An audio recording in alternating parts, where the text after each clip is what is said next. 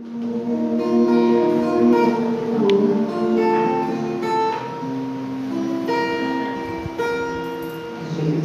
no silêncio da prece, teus irmãos a ti pedem paz, pra aliviar um pouco as aflições.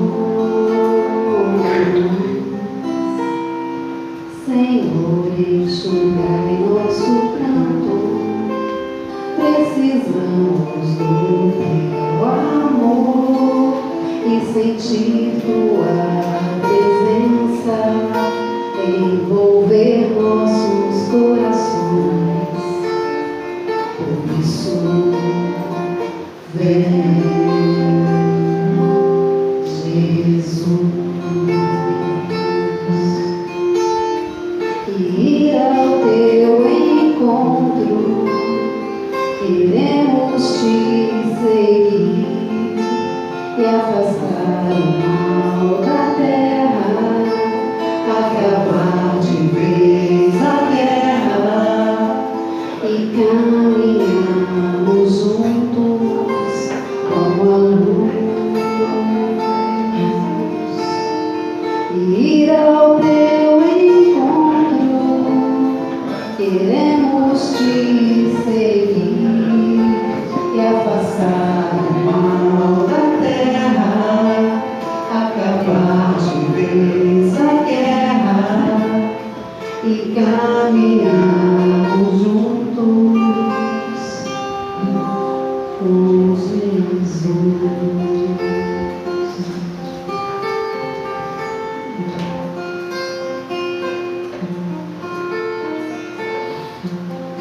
Bom, agora que todo mundo sintonizou, agora nós vamos espantar um pouco de obsessor, porque agora eu vou cantar, tá bom?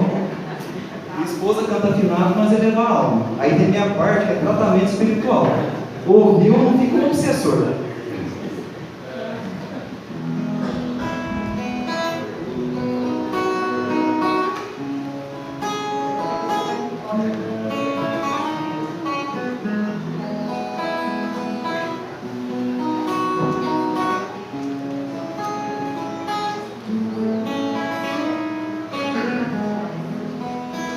Te desejo vida, toda vida.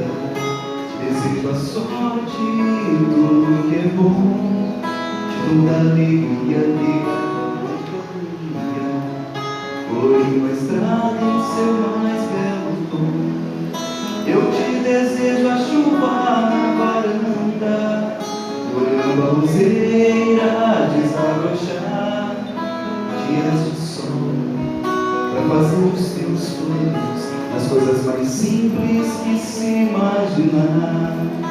Dias de sol, pra fazer os teus planos nas coisas mais simples que se imaginar.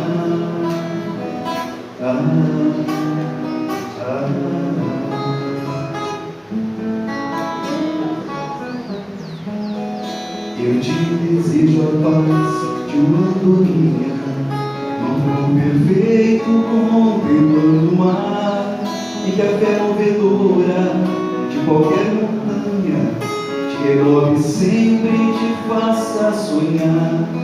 Mas se vier as horas de melancolia, que a lua tão meiga venha te apagar, e que a mais doce estrela seja a tua guia, como mãe singela te orientar.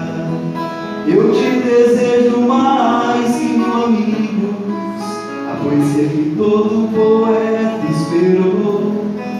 Coração de menino, cheio de esperanças, voz de pai amigo e olhar de amor. Coração de menino, cheio de esperanças, voz de pai amigo e olhar de amor.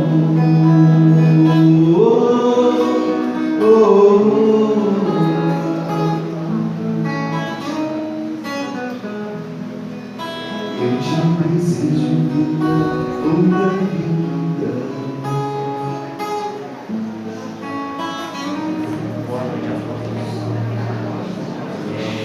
Eu gostaria de convidar a todos para que nesse instante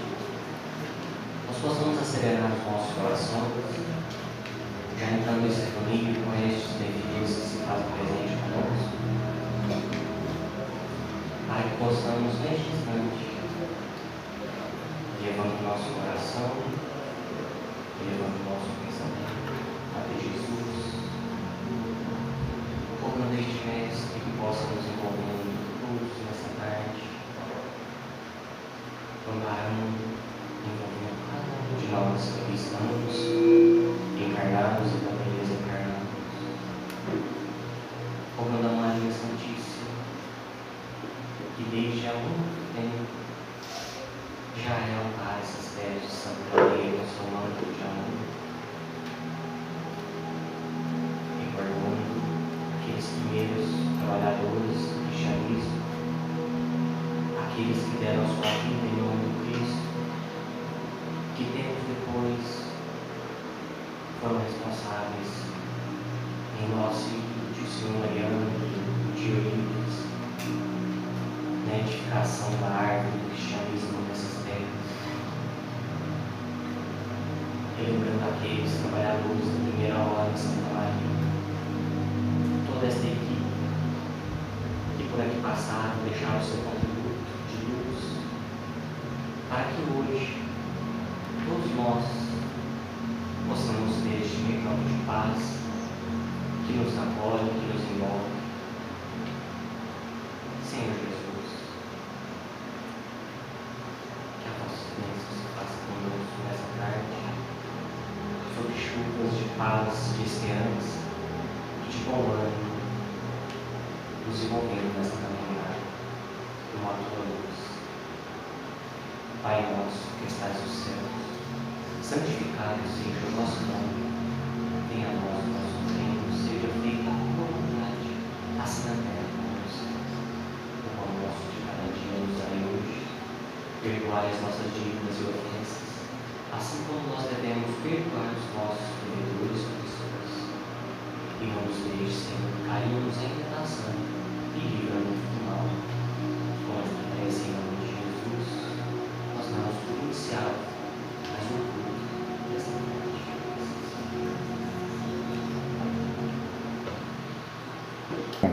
Boa tarde a todos.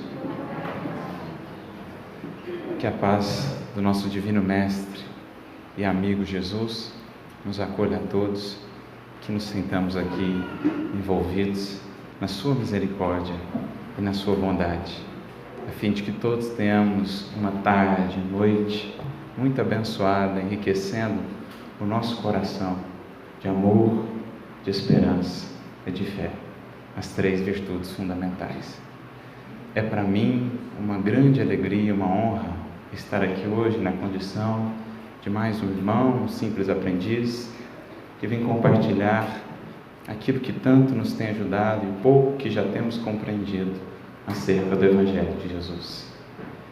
E pensando aqui em Santa Maria, pensando na vida de Eurípides, a quem homenageamos, não é possível não se lembrar também das muitas outras vidas que se entrelaçaram e se conjugaram à vida de Eurípides. Vendo corações aqui congregados de tantos lugares, de tantas partes, não tem como não deixarmos de pensar na maravilha e na beleza dessa proeza do Criador em saber conjugar tantas vidas em torno de um objetivo e de um ideal. E é por isso que quando pensávamos sobre o tema, pensando sim em lembrar e exaltar a vida de Eurípides, nós nos propusemos a falar não propriamente sobre ele, mas sobre ele tudo que esteve ao redor dele, junto com ele, na construção dessa obra de Sacramento, de Minas, do Brasil, no mundo, representando a força do Espiritismo cristão. Por isso nós pensamos no tema, a nosso ver, que capta muito bem a alma da tarefa de Eurípides, da tarefa desses que aqui laboraram, como de todos aqueles trabalhadores sinceros do Cristo. Nós pensamos nesse tema, cristianismo e cooperação. ou operação em conjunto, conjugação de corações, tendo em vista o mesmo ideal e servindo a um mesmo mestre. E o fizemos lembrando também de outra vida, que será aqui para nós hoje o norte. Lembrando-nos de uma história de 2 vidas, na verdade, de muitas vidas, que nos foi trazida ou relembrada pelas abençoadas mãos de Francisco Cândido Xavier.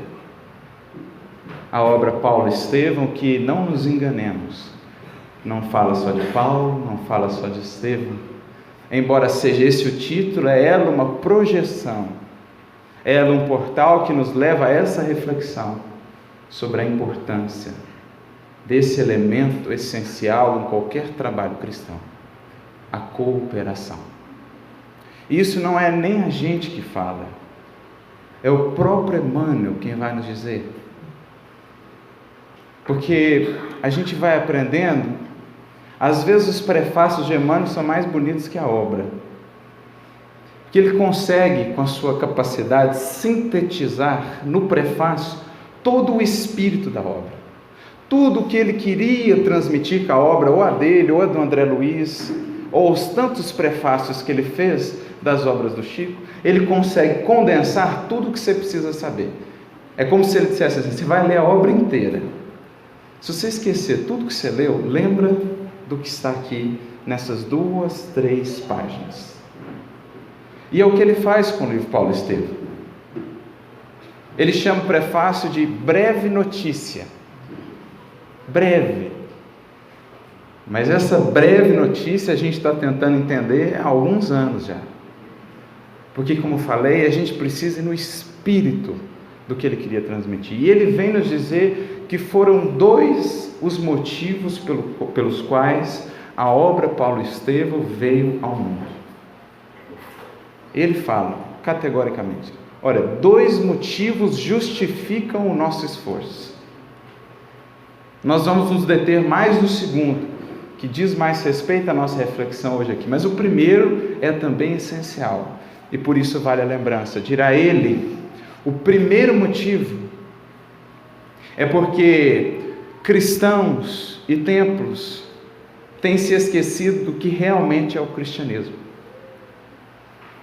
Cristãos se entregam gostosamente a situações acomodatícias, templos e devotos se esquecem do quanto lhes compete, estou usando aqui as minhas palavras, em termos de sacrifício e de esforço, para se considerarem, para além do rótulo, realmente cristãos.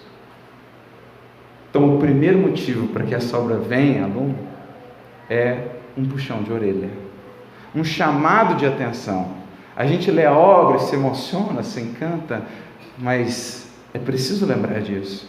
A obra é, sobretudo, um chamado de atenção, porque muitos fixados, extasiados, com uma tarefa de um Paulo, de um Pedro, de um Estevão, estavam esquecidos das suas. Dirá ele: assim como Paulo teve um ministério, quem no mundo estará sem o ministério de Deus? Alguns dirão: mas ele foi chamado diretamente. E então Emmanuel dirá: e a quem o Cristo não chama? É que muitas vezes a gente não quer nem ouvir, nem olhar. Então ele chama a atenção. Esse é o primeiro motivo. E então ele passa ao segundo. Mais uma vez no livro breve, no prefácio Breve Notícia, aqui permito-me ler, ele vai dizer assim: outra finalidade deste esforço humilde é reconhecer que o apóstolo não poderia chegar a essa possibilidade em ação isolada no mundo. Então, em outras palavras, ele está dizendo assim: eu estou aqui trazendo a biografia de Paulo, na verdade, para dizer que essa história não é a história só de Paulo. Que o Paulo que nós conhecemos não é uma obra só dele. como Eurípides, que nós conhecemos, não é uma obra só dele. Porque nenhum deles chegaria onde chegaram em ação isolada no mundo. Já exaltando para nós esses laços, essas vidas que se conjugam em torno de uma vida, fazendo dela esse hino, essa mensagem viva do Evangelho Redentor. E ele então prossegue: sem Estevão não teríamos Paulo. E sem sombra de dúvidas, a gente pode ampliar essa frase. Sem medo de sermos ousados, nós podemos ampliar essa frase. Sem Estevão, sem Abigail, sem Ananias, sem Barnabé, sem Silas, sem Timóteo, sem Tito, sem Trófimo, sem Lucas, nós não teríamos Paulo. Sem Pedro, sem Tiago, nós não teríamos Paulo. Não o Paulo que nós conhecemos, não o Paulo que marcou os tempos e o nosso coração, porque ele é uma obra conjunta, assim como o nosso querido Eurípides. Sem todos os que aqui laboraram, conhecidos ou não, nós não teríamos. Como não teríamos um Caibar? Como não teríamos um Bezerra? É preciso que a gente aprenda a enxergar além, nessa beleza da lei divina que opera sempre em regime de cooperação. E por isso tenho falado isso sempre, que não era à toa, não era por acaso que Paulo era tecelão. Porque a vida de Paulo é a história daquele que soube conjugar os diversos fios que a vida, que o Senhor lhe deu, a fim de fazer disso uma obra-prima. Com a vida de Paulo, o tecelão, nós aprendemos a entender melhor como age o Senhor, dando-nos os fios mais diversos, das mais diversas texturas, tecidos, colorações, a fim de que, como ele, o tecelão, no transcurso da vida, possamos aprender a conjugar cada um deles, porque todos que nos chegam têm a sua importância, para disso extrair a obra que o alto espera de nós. Porque faltasse um deles, o tapete não seria tão bonito. Faltasse um desses que passaram pela vida de Eurípides, transformando-a, abrindo novos horizontes, convidando a novos labores, relembrando antigos compromissos, a obra não seria tão bonita como foi. E é isso que ele está dizendo aqui. A gente precisa aprender a enxergar todo o trabalho com Jesus nesse clima de comunhão, nesse clima de união, e enxergar para além daquilo que vem no frontispício, os bastidores. Porque só assim a gente vai entender o que realmente é trabalhar com Jesus. O grande Marte do cristianismo nascente alcançou influência muito mais vasta na experiência paulina do que poderíamos imaginar, tão só pelos textos conhecidos nos estudos terrestres. E isso é uma coisa que essa obra vem nos demonstrar. O alcance de uma vida em outras vidas. Porque quando a gente lê só o Atos dos Apóstolos, não transparece o impacto que Estevão teve na vida de Paulo. Quando a gente lê só pelos Atos, a visão é muito estreita, muito aquém acerca dessa relação. Mas quando a gente lê Paulo e Estevão, a gente entende melhor qual foi o alcance de Estevão naquele coração. E como que dali por diante, quase toda a sua vida foi, na verdade, um esforço de gratidão àquele que lhe havia aberto novos horizontes.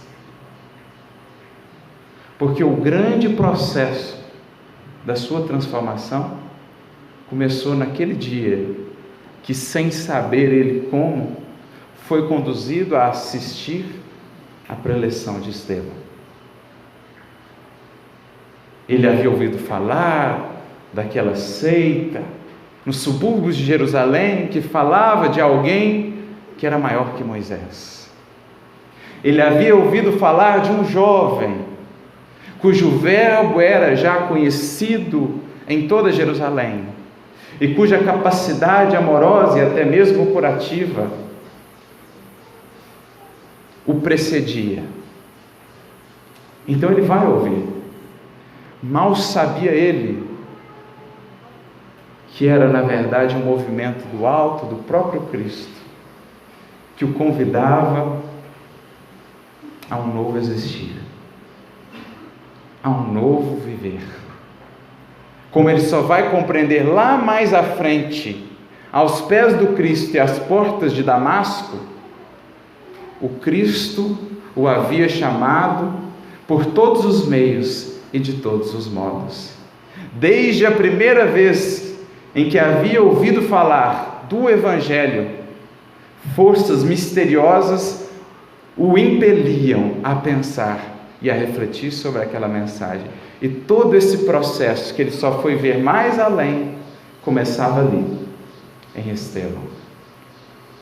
Tanto que ele ouve aquele jovem com aquela beleza e eloquência na fala, e num primeiro momento ele se sente tocado, mas então resiste, era preciso ser fiel à lei. Fecha o coração e inicia o movimento da perseguição. Mas por mais que nós criemos barreiras, o Mestre é muito hábil em as derrubar. Jamais nos violenta a consciência. No entanto, a força do amor é algo que nós não conseguimos mensurar. E é então que, no dia da morte daquele jovem, ao lado da sua esposa, que veio a descobrir naquele dia, era na verdade irmã da sua vítima, ele ouve da boca daquele jovem já todo ensanguentado, prestes a partir, e que olhava ali como um último grande sonho realizado, a oportunidade de novamente ver, ouvir a voz de sua irmã. Aquele jovem olha para ambos e apenas diz: Cristo vos abençoe, minha irmã. Saulo deve ser muito generoso e bom. Serviu Moisés até o fim. Imagina quando ele conhecer Jesus. Seja para ele uma boa companheira. Não era Estevão que falava. Era Jesus quem chamava a ovelha de volta a redil. E só mais adiante ele foi perceber que por meio da cooperação de Estevão, era Jesus quem atuava, preparando-lhe os próprios caminhos. Então ali começava a formação de Paulo. E aí a gente entende o alcance de Estevão nele, porque embora resistisse, aquela cena sempre voltava-lhe à memória, até o ponto em que não mais resistiu e cedeu à força do amor. Isso quando falamos apenas de Estevão, e se pensarmos ainda na influência de Abigail, que os registros históricos sequer consideraram, mas seria possível realmente descrever e entender melhor aquela alma sem considerar como ingrediente naquela mistura a doçura do seu amor? Então essa é a beleza, essa é a alquimia divina, que nesta mistura toda vai tirando um novo sabor. A vida de ambos está entrelaçada no tecelão, com misteriosa beleza. A contribuição de Estevão e de outras personagens dessa história real vem confirmar a necessidade e a universalidade da lei de cooperação. Ou seja, essa história vem confirmar a necessidade e a universalidade da lei de cooperação. Ou seja, é algo necessário para que o trabalho do Cristo atinja as suas finalidades. Ele só pode ser entendido no clima de solidariedade. E a gente fica a pensar por quê? Ora, está aí o próprio Espiritismo a nos dizer. Lei de Sociedade, questão 768 do Livro dos Espíritos. Quando os próprios Espíritos vêm nos dizer: o homem, a criatura humana precisa progredir, mas sozinha ela não pode fazer, porque faltam-lhe faculdades. É na troca em que verdadeiramente podemos nos enriquecer, e não a troca real, enriquecimento real do nosso ser sem cooperação. Por isso acrescentam os Espíritos: insulado, o homem se embrutece e estiola. Quando se afasta desse trabalho, dessa abertura para troca, para interação, para comunhão, a criatura humana se embrutece, volta à animalidade, à caverna da animalidade, do egoísmo. Deixa de expressar em níveis cada vez mais crescentes a sua divindade, que nasce justamente desse exercício de fraternidade, regada pela caridade, que faz-nos florescer. E por isso que eu gosto dessa palavra, estiola, como a flor que murcha pela ausência da seiva da vida. Porque sem conexão entre corações, não há como o amor fluir. E sem amor, não há fruto, não há flor, não há perfume, não há vida. Por isso é uma necessidade, porque o outro é que vai me dar, no trabalho do tempo, do esforço e da convivência, as faculdades, as habilidades que Jesus vai precisar de mim lá na frente. Então é na cooperação entre indivíduos, na cooperação entre grupos, que nós nos fazemos realmente essa força da fraternidade, que é o pilar central do cristianismo. E é assim que a gente vai entendendo melhor a vida de Paulo, como que ele foi sendo construído, como ele foi sendo preparado pelos outros, por Jesus através dos outros, para que ele viesse a executar a tarefa que lhe competia. Ele foi sendo preparado em cada lugar. Estevão deu uma contribuição, Abigail veio e deu outra, Ananias veio e deu outra, e assim sucessivamente. Os fios que se foram conjugando, assim como na vida de Eurípides, a fim de que ele pudesse executar a sua tarefa. Assim como representou para Eurípides o trabalho, o esforço de um senhor Mariano, que foi sustentado por outras vidas que vieram antes, que recebeu a influência de um Peiró e outros. Quando lembramos na vida de Eurípides, de um livro de Denis, que quando ele tinha apenas 10 anos ele estava a escrever na França, mas que por essa infinita e misteriosa e divinamente bela teia do destino, estava destinado a chegar aqui, chegar ao seu coração, para que, em lendo essa obra, pudesse de fato abrir-se para um novo horizonte da sua missão. Será que sabia Denis o alcance do que fazia? influenciando a vida de Eurípides e, por consequência, a nossa hoje? Que estamos aqui a relembrar a sua. Será que sabia um Peiró o que fazia? Um Mariano? Um próprio Kardec?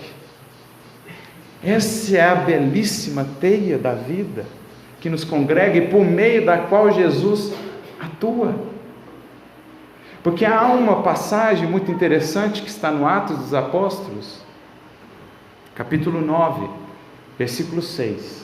Muito conhecida de nós, porque muito bem retratada no livro Paulo Estevão, que é a passagem quando Saulo cai diante de Jesus em Damasco. E passando todo aquele filme da sua vida, ele logo rende o coração ao Cristo e então faz a famosa pergunta: Senhor, o que queres que eu faça? Mas o mais interessante é a resposta de Jesus. Jesus não tem palavra solta. Jesus não tem jeito. Essa é a conclusão que a gente chega. Por mais que a gente estude, por mais que a gente mergulhe, o Mestre nos surpreende mais uma vez. Ele responde assim para Saulo: levanta-te, entra na cidade, e lá vai ser te dito o que te convém fazer. Porque essa fala de Jesus nos projeta uma pergunta que muitos poderiam fazer.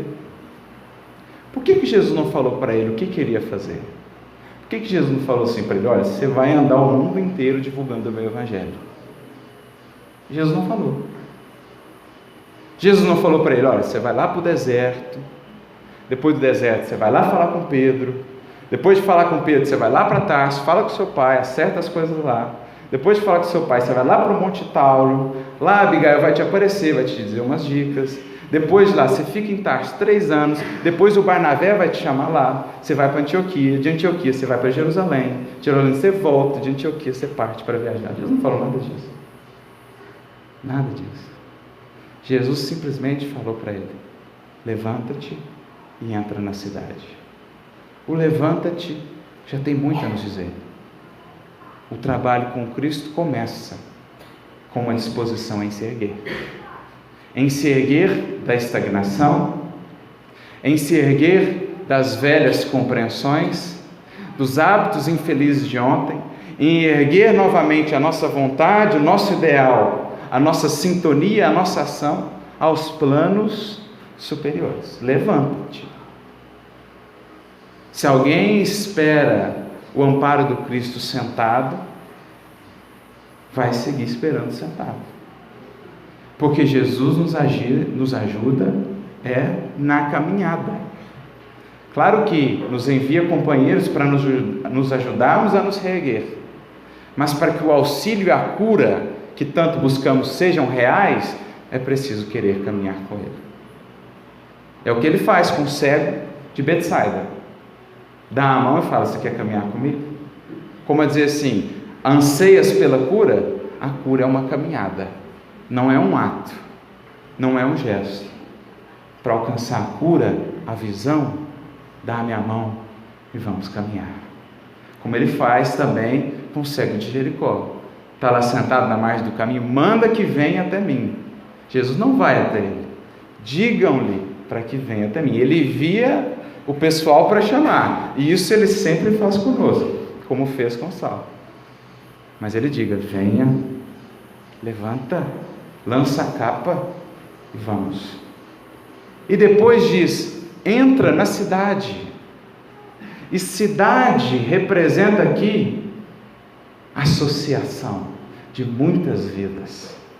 Cidade representa aqui conjunção de muitos corações. Como a nos dizer que é nesse contato, nessa interação do trabalho em comum, num grupo, entre grupos, que Jesus vai nos esclarecendo e nos falando o que fazer. Por isso, Emmanuel pega esse versículo no livro Caminho, Verdade e Vida, capítulo 39, e põe o título: Entra e coopera. Quer saber o que Jesus tem a lhe dizer? Entra, meu filho, na cidade e coopera. Entra no trabalho, entra na casa espírita, entra na instituição, entra de coração na proposta do servir, que não vai lhe faltar Jesus a te dizer o que fazer. Entra e coopera. Aí Emmanuel comenta assim: por que Jesus não falou a Paulo o que lhe competia fazer e tudo mais? E ele conclui mais ou menos da mesma maneira que colocou aqui nesse prefácio. É que a lei de cooperação é o grandioso e generoso princípio por meio do qual Jesus segue de perto a humanidade inteira pelos canais da inspiração. Olha que lindo isso. A lei de cooperação é o meio por meio do qual Jesus atua no mundo. E Emmanuel acrescenta: o mestre ensina e consola os discípulos através deles mesmos. E quanto mais um discípulo alcança a sua esfera de ação, mais se torna apto a constituir-se agora num instrumento justo e fiel. Então Jesus atua, orienta, designa os caminhos de um trabalho através da cooperação. Daí a importância de estarmos juntos, daí a importância de estarmos unidos, para não perdermos os canais da inspiração. Porque às vezes quem vai nos conduzir não é ninguém do grupo, é alguém de outro que a gente precisa ouvir. Aí a importância dessa união, dessa cooperação. E olha para a vida de Paulo, se não é isso mesmo. Porque nesse processo, além de ouvirmos a orientação que ele nos tem a trazer, nós vamos crescendo, nós vamos amadurecendo, para que possamos mais adiante ouvir e melhor entender o que antes não conseguiríamos, porque a convivência com os outros nos faz crescer. Então Saulo estava verde, estava cru. Embora os seus grandes dotes intelectuais, a sua eloquência, estava ainda muito distante do que Jesus precisava. Então, por meio dos canais de inspiração já fiéis, Jesus começa a orientar. Então diz: entra e coopera. E aí vem o primeiro, porque não sabia o que fazer, não tinha a mínima ideia do que fazer. Então Jesus vai até Ananias e chama. E o que ele ouve de Ananias? Isso é o mais lindo. Porque se estamos falando aqui de lei de cooperação entre nós, os cristãos, é preciso entender que também há a lei de cooperação entre nós e o Cristo. Porque assim como nós esperamos por Ele, Ele espera por nós. E assim como a terra não poderá se redimir, a humanidade sem o Cristo não poderá reformar a humanidade e o mundo sem nós. Por isso Emmanuel diz, Fonte Viva 17, cristianismo significa Cristo e nós. Como nós o esperamos, Ele nos espera. Então Ele vai e chama aquele que já coopera, Ananias. E Ananias diz: eis-me aqui, Senhor. Imagina a grandeza de um espírito desse, de receber a visita direta do mestre, chamando-o para o serviço, e ele não pergunta nada, apenas diz: eis-me aqui, Senhor. E Jesus diz: vai lá ajudar o que viria te matar. É aí que se testa a cooperação. É aí que vê se a gente realmente quer operar com Cristo ou operar segundo os nossos caprichos. Quando Jesus pede: vai lá e reconcilia com aquele grupo, vai lá e ajusta com aquele irmão, vai lá e serve aquele companheiro. Aí é que a cooperação é testada. É aí que a gente vê se de fato nós estamos dispostos a operar com Cristo, ou a deixá-lo operar em nós, por meio de nós. Então ele chamou Ananias e mandou Ananias ir falar com Saulo. E aí o Ananias dá as primeiras dicas para ele, né? Saulo, depois de recuperar a visão, muito pragmático, muito impulsivo, já foi direto para a sinagoga. Foi pregar, primeira grande decepção. Ninguém escutou. Indiferença fria e mortal. Se tivessem batido nele, ele tinha achado melhor. Porque a indiferença doeu mais. Ou seja, estava ainda muito no campo do intelecto. Aí de noite o Ananias chama ele, fala aqui, vem aqui, Saulo, vamos para uma reunião ali. E leva ele para a casinha de Damasco, a casa de uma lavadeira com um filho paralítico. E ali ele pôde ver soldados, pedreiros, carpinteiros, gente de todo tipo, que ali estava unida por algo que ele nunca tinha sentido, lá no templo, lá na sinagoga, lá no sinédrio. Ali estavam unidos, não por interesse, mas por amor. Ali começava Jesus, pelo canal de inspiração Ananias, a trabalhar o coração do apóstolo, que não sabia ainda o que era uma amizade real, porque as suas, quase todas, eram baseadas em interesse. Ali, o seu coração se emocionou, talvez, depois de muito tempo, profundamente, porque aqueles mesmos a quem ele via perseguir, ao final da reunião oraram por ele e pelo seu futuro. E ele falou, isso eu nunca senti. Alguém que nem me conhece, que a única coisa que sabiam de mim, que eu era um algoz deles, ao final da reunião, orarem por mim. Por isso diz Emmanuel que naquela pequena reunião, que ao final era servido um pedaço de pão e um copo de água, ele pôde sentir que aquele pão tinha o sabor da fraternidade universal, e que aquela água que ele bebia, ele sentia que vinha direto do coração de Jesus até o dele, sedento. Ali lhe colocaram uma criancinha nos braços, ele que nunca havia pegado um. Jesus trabalhando através de Ananias, moldando o discípulo. E ali ele ouve de Ananias, Saulo, o Senhor te deu a tarefa da sementeira, e o que faz aquele que vai semear? Primeiro, Saulo, ajunta sementes no mealheiro particular.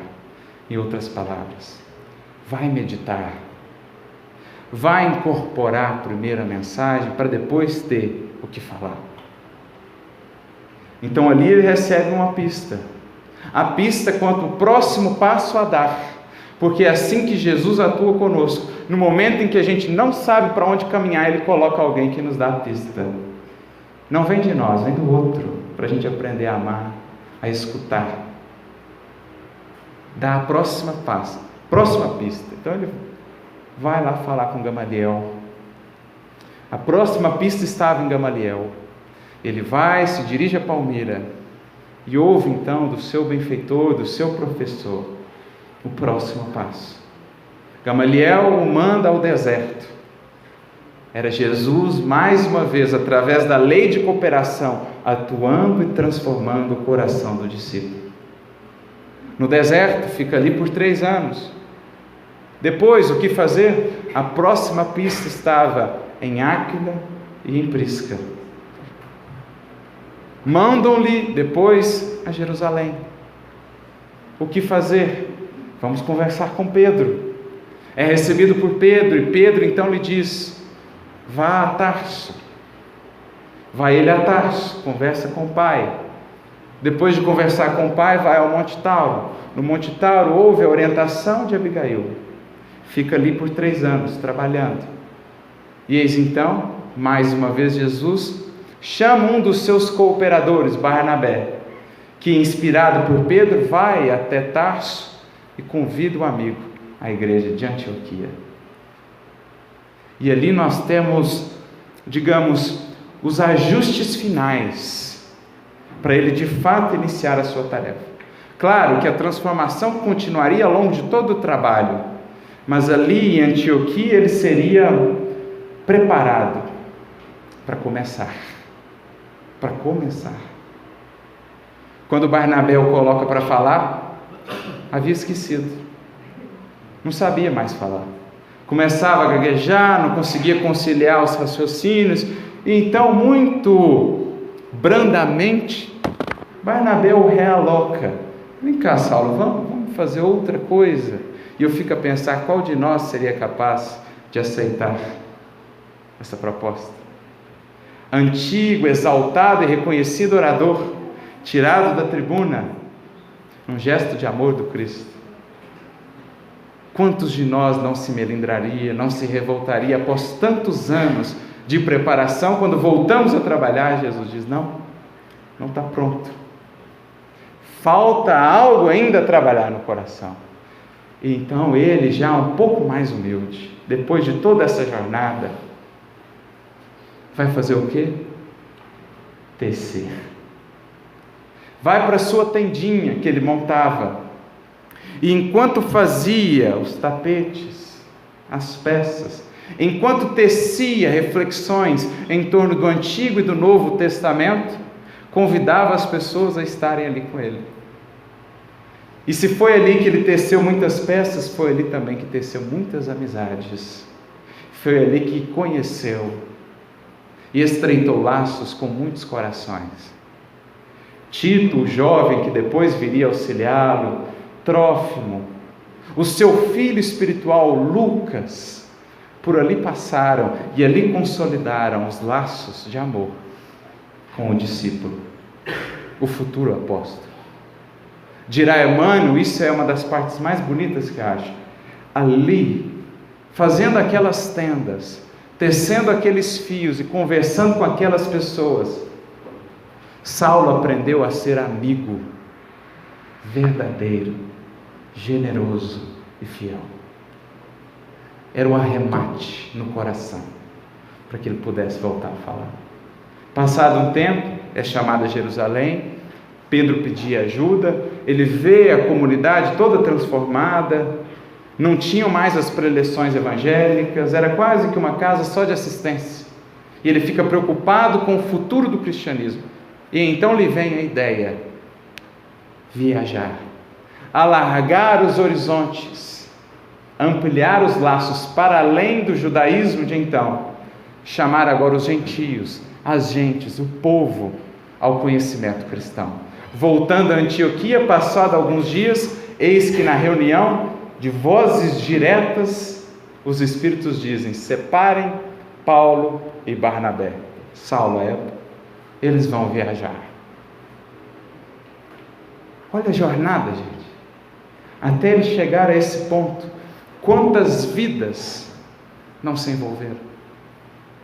Como o mestre não atua por meio dessas vidas que do nada aparecem nas nossas, ou por meio daquelas que sempre estiveram conosco, a nos dizer, pedindo-nos só a humildade de ouvir e de entender o que cada uma dessas vidas tem a nos dar. Quando a gente vai entendendo assim, a gente vai melhor compreendendo de onde vem a força do cristianismo, de onde vem a força da ação desses homens, Paulo, Eurípides, Chico, porque souberam entrelaçar laços, souberam ajuntar amigos. E como diz Emmanuel, no livro Fonte Viva, capítulo 150, quem ajunta amigos, acumula amor, amontou o amor, e quem amontou amor, acumula poder. Quem ajunta amigos, amontou amor, e quem amontou amor, acumula poder. Porque foram essas vidas que sustentaram a sua tarefa, como a de Eurípides, como a de um Caibar, vidas que sustentaram o trabalho material, que foram um apoio no momento difícil, que lá adiante levaram as suas cartas, que no momento mais doloroso estiveram com ele, como ele mesmo dirá mais adiante, num dos momentos mais difíceis e culminantes da sua tarefa. Só Lucas está comigo, mas Lucas estava lá. Lucas estava lá. Eram grandes, porque souberam engrandecer, souberam estender braços e corações para fazer disso a força da união. Isso só se faz com amor, com caridade, e não há espaço para caridade distante da cooperação. É por isso que Emmanuel diz aqui também no prefácio: sem cooperação não poderia existir amor, e o amor é a força de Deus que equilibra o universo. É só criando esses laços, ou por meio deles, que a força divina do amor pode fluir, jorrar. E é essa força cristã, como Kardec vai muito bem nos relembrar, num artigo seu na Revista Espírita de dezembro de 1868, intitulado "O Espiritismo é uma Religião?", em que ele vai fazer toda uma discussão belíssima e profunda acerca do porquê nós nos reunirmos. Se nós não temos culto, paramentos, sacerdotes, por que nós buscamos uma reunião espírita? Para além de outros motivos, essencialmente ele vai dizer, é porque a união é que abre espaço para o exercício da caridade. E dessa união, sustentada pela caridade, que nasce a nossa força. A força que nos impulsiona a progredir. A força que nos faz resistir e sustentarmos mutuamente nos momentos difíceis. Porque é triste vermos, em momentos de dificuldade acrescida, no seio do nosso movimento espírita e cristão, muitas vezes separação, quando somos convidados a dar as mãos para que estejamos mais juntos. É isso que ele vai falar. O isolamento religioso como social conduz ao egoísmo, e é por isso que estamos juntos, para que cada um contribua, para que o outro não venha a retornar para a caverna do egoísmo, onde embrutecemos e estiolamos, para que cada um possa dar ao outro aquilo que o outro ainda não tem, e receber desse outro o que só ele tem a nos dar. Porque esse Paulo tinha o brilho do intelecto, a luz do amor. Quem lhe deu foi Ananias, Estevão, Abigail, Barnabé, ajudando a ajustar essas duas forças, ajudando a educar-se, para então educar e libertar. Na feliz definição de educação que Emmanuel nos trará, educação em boa síntese é luz que circula vitoriosa do sentimento ao raciocínio, sustentando o equilíbrio entre o cérebro e o coração. O equilíbrio faltava nele. Jesus colocou as peças, ajudando-o a se equilibrar. E é por isso que nós nos reunimos, entendendo a importância desse coletivo que nos enriquece. E é por isso que é essa alma do cristianismo, e sendo o espiritismo nada mais que o cristianismo redivivo, é essa também a alma do espiritismo, que Kardec vai dizer neste artigo: a caridade é a alma do espiritismo. Qual deve ser, pois, os laços estabelecidos entre os espíritas? Porque não nos une nenhum laço formal, ninguém assinou um contrato, ninguém tem profissão. O que nos une então, dirá Kardec? Um laço todo moral, todo espiritual e todo humanitário, o da caridade para com todos. Essa é a argamassa que nos une. Esses são os vínculos que fazem de nós, na feliz definição de Paulo, que aprendeu muito bem essa realidade na própria vida, que a Igreja do Cristo, isto é, a comunidade dos seus seguidores, é um corpo só, do qual ele é a cabeça. Ele planeja a ação, mas para que ela seja bem feita é preciso a união, a integração desse corpo. Porque, claro, é óbvio que nos é permitido pensar diferente, debater, discutir, mas jamais dissentir, como nos dirá Bezerra de Menezes. Dissentir jamais. Então, o laço que se espera de nós é um laço todo moral, todo espiritual e todo humanitário, porque é esse que dá a força de um trabalho. E é isso que fez do trabalho desses homens e mulheres algo tão grandioso, tão perene, que resiste aos séculos e segue até hoje a inspirar vidas. Porque o amor é o selo de eternidade no que fazemos. Como diz Emmanuel, a vida, o tempo, transforma todas as construções exteriores da vida, mas conserva intocável, com dividendos crescentes e incessantes, todo e qualquer investimento de amor. Intocável, com dividendos crescentes e incessantes, todo e qualquer investimento de amor. Em outras palavras, é o amor, a caridade, o selo da eternidade no que fazemos. E por isso essas vidas marcaram tanto. Porque entenderam essa necessidade do caminho comum. Entendendo que estamos todos juntos a caminhar, embora as diferenças, para o mesmo ideal, para o mesmo horizonte. E como Paulo orientou ao pequenino João Marcos, aquele que viria a ser no futuro o evangelista, a quem agradecemos pelo trabalho, disse ele quando João Marcos queria se afastar do trabalho: a caminhada para o Cristo, lembre-se, dá-se também em fileiras. Todos devemos chegar bem, mas os que se desgarram terão que chegar bem por conta própria. Porque se o Cristo nos aproximou, é porque todos temos que chegar bem. E que eu peça a Ele luz e entendimento para entender o que esse alguém que agora não consigo entender o que quer me ensinar, luz e entendimento para que eu possa entender. Porque se ali está, se ali eu fui colocado como Ele também, algo nós temos a compartilhar.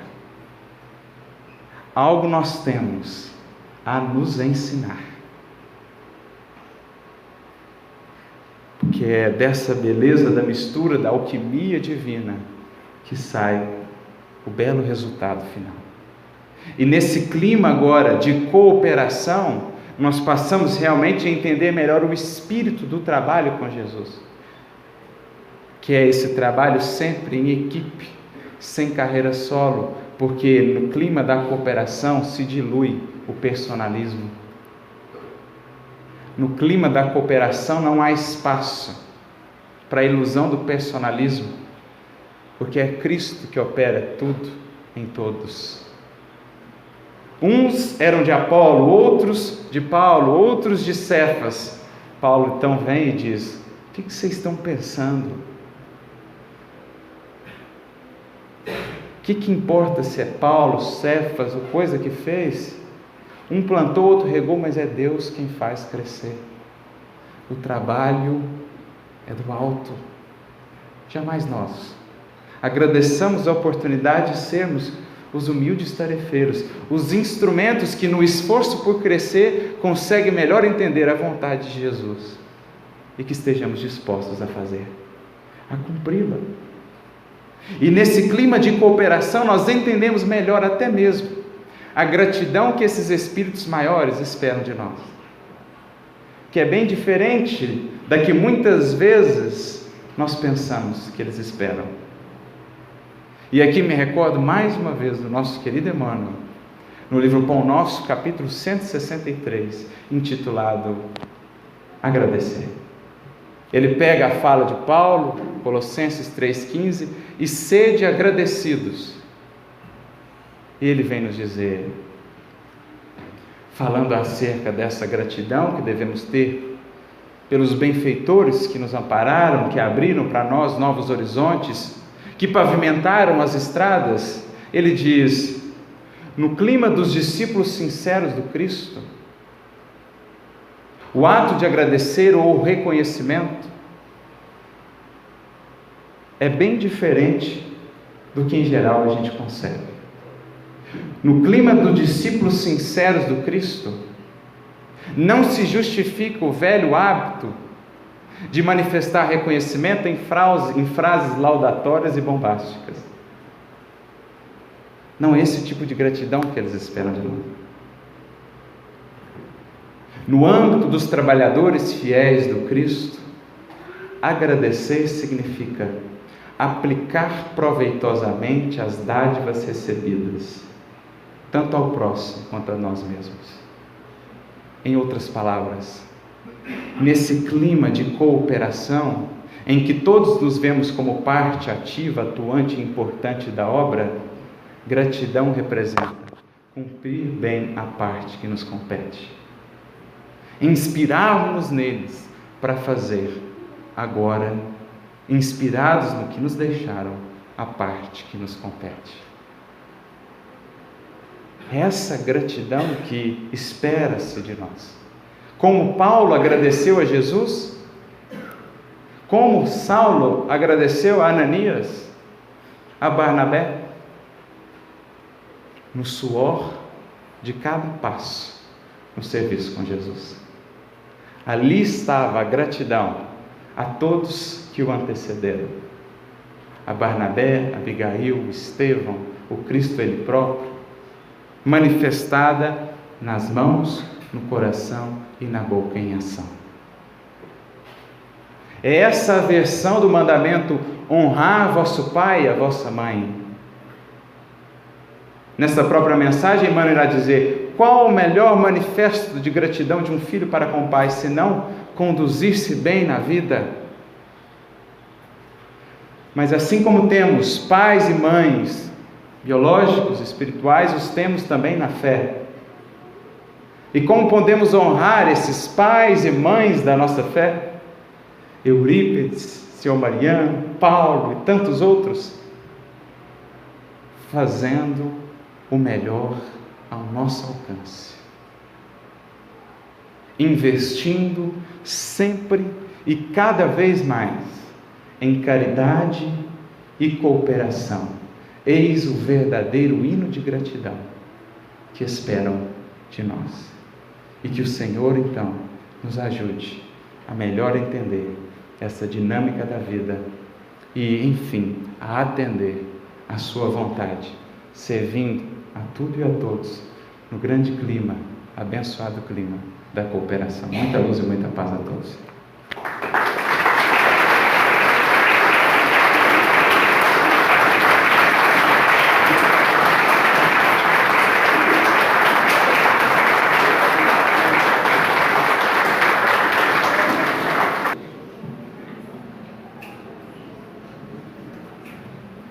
Arthur, em nome da casa, Humberto pediu aqui de olhos vermelhos para te agradecer. E te agradeço também, eu não posso falar por todos, mas eu posso falar um pouquinho pelo meu sentimento, que é de muita gratidão, porque te ver na tela do YouTube, a gente vê de uma forma e sentir sua emoção, seu amor, o seu carinho aqui, não somente em trazer algo intelectual, mas em trazer todo um carinho, uma simplicidade tão grande, e preocupado em passar para nós realmente esse desejo de cooperação, é muito gratificante. E como você disse que todos eles foram agradecidos trabalhando, então nós vamos trabalhar agora também. Você pode vir aqui, por favor? Fica aqui na minha frente. Olhar olhos nos olhos. Pode ficar tranquilo que eu sou casado, viu? Eu queria pedir para que todos em silêncio possam se levantar e ficar de frente daquela pessoa que você convive há muito tempo, mas talvez há muito tempo você não olhe nos olhos. Por favor, levante-se. Eu não vou poder pegar em silêncio, por favor. Em silêncio, porque vamos deixar que o coração fale por nós. Assim como o Arthur nos falou, vamos silenciar e deixar que o nosso coração fale. Pegue nas mãos das pessoas, da pessoa que está na sua frente, Olhe no fundo dos olhos dela. E agora, em silêncio. Silêncio é quando a boca para e o coração fala. Vamos deixar o nosso coração falar. Olhando no fundo dos olhos da pessoa. Nós vamos agora fazer uma oração. Vamos nos conectar com essa pessoa que está na sua frente. E passar para ela todo o amor que temos em nós. E receber dela o amor que ela tem.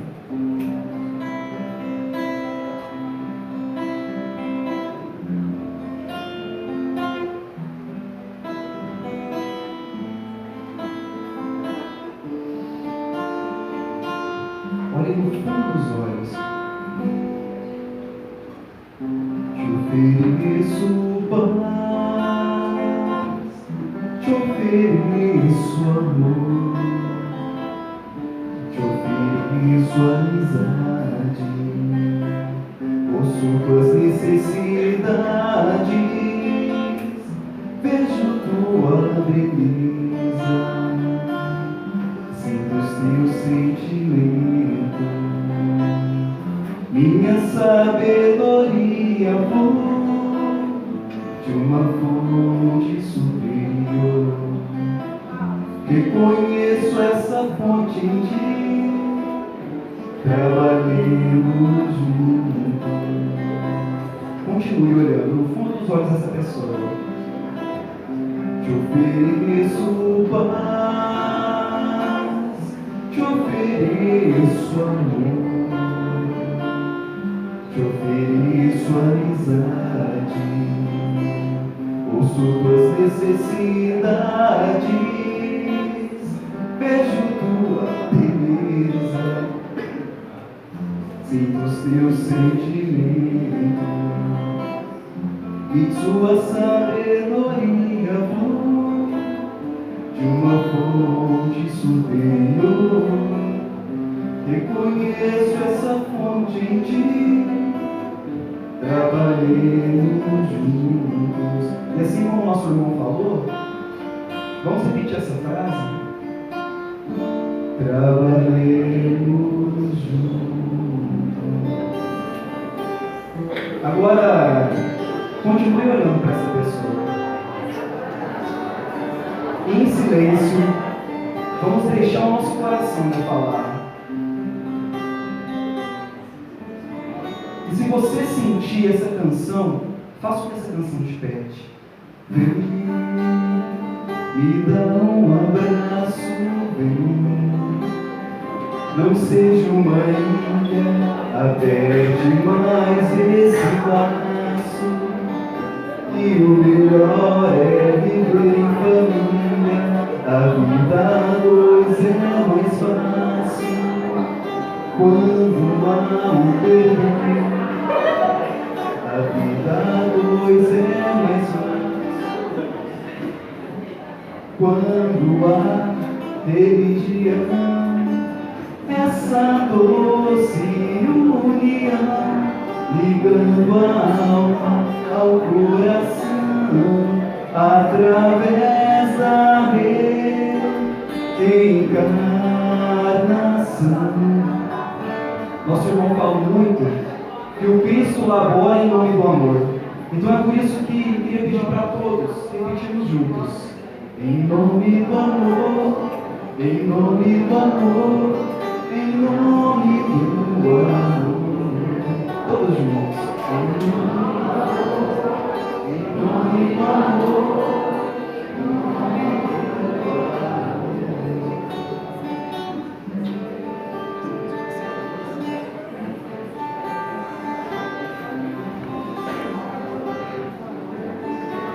Vamos então fazer uma prece para agradecermos pela noite, por esse momento de comunhão, acalmando o nosso coração, fechando os nossos olhos e sentindo Jesus, sentindo o amor, que nós possamos, pelas asas do pensamento, alçar voo, viver a beleza, a glória da criação divina de nosso Pai Criador, agradecendo-lhe por tudo, pelas infinitas bênçãos, por cada laço de bondade, de amor que Ele ajuntou à nossa vida.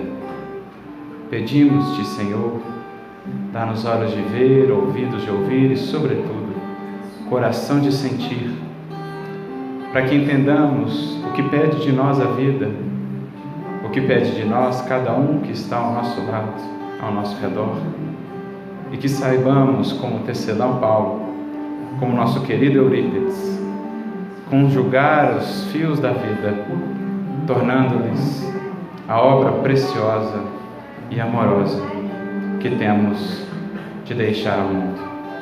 Que o Teu amor nos sustente, nos fortaleça e nos inspire, Senhor, e dá-nos força para seguir sempre adiante, rumo a esse reino eterno de amor que nos espera a todos.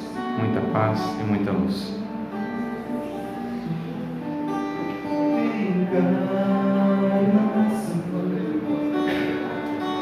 Nome do amor, em nome do amor, em nome do amor. Estamos todos aqui reunidos, com saudade do Mestre, e todos, como o nosso irmão diz, estamos todos em nome do amor, em nome do amor, em nome do amor, em nome do amor. Em nome do amor, em nome do amor.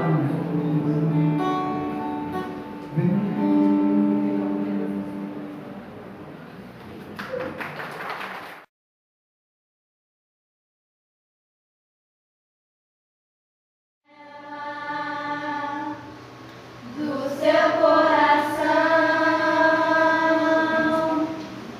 deixe o seu olhar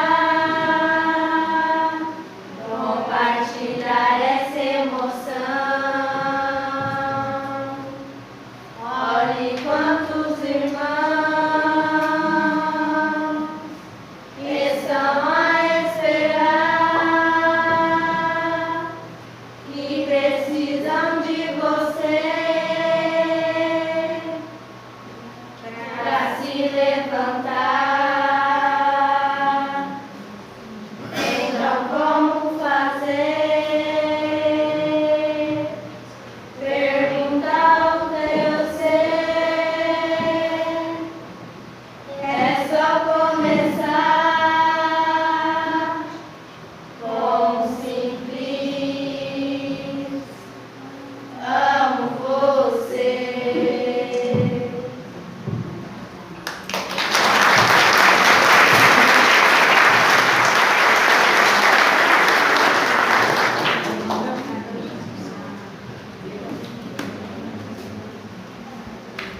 Agora as meninas vão cantar Jovem Rico.